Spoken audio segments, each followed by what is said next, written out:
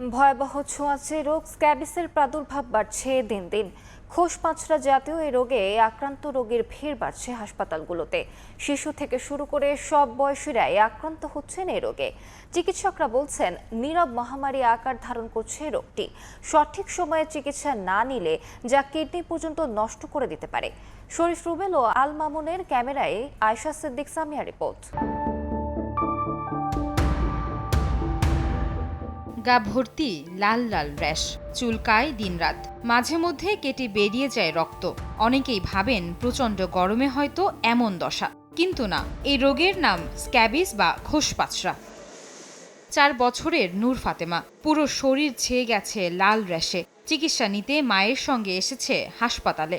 সন্তানের করুণ চাহনিতে দিশেহারা মা। অন্য জায়গায় চিকিৎসা করাইছি, ভালো হয়ে গেছিল, এখন আবার বাড়ে গেছে, অনেকই বাড়ছে। আমি সুস্থতা চাই। ছোঁয়াচে এই চর্মরোগের সংক্রমণ বাড়ছে দিন দিন। এই যেমন রাজধানীর সোহরাওয়ার্দী হাসপাতালে চিকিৎসা নিতে এসেছেন একই পরিবারের 4 জন। প্রথমে বাড়ির গৃহিণীর শরীরে র্যাশ ওঠে, পরে তীব্র চুলকানি।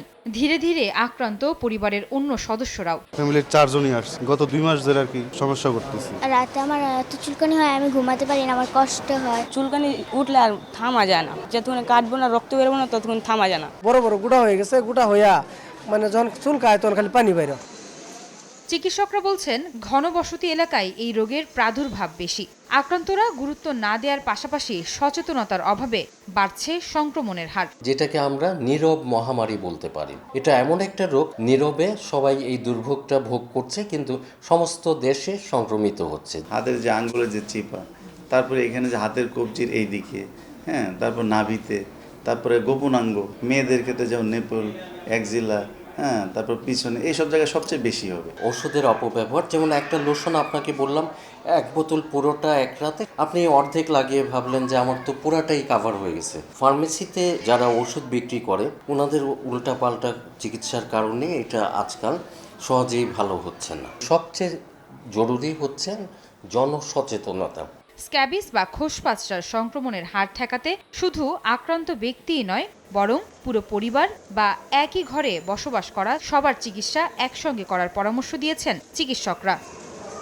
দীর্ঘ এই সারিতে 100 জনের মধ্যে 60 জনই স্ক্যাবিস রোগে আক্রান্ত। ডাক্তাররা বলছেন, স্ক্যাবিস রোগটি নীরব মহামারী আকার ধারণ করেছে। তাই এটি অবহেলা করলে হতে পারে কিডনির সমস্যাও। তাই দেরি না করে ডাক্তারের শরণাপন্ন হওয়ার পরামর্শ সংশ্লিষ্টদের। আয়েশা সিদ্দিক সামিয়া, সময় সংবাদ, ঢাকা।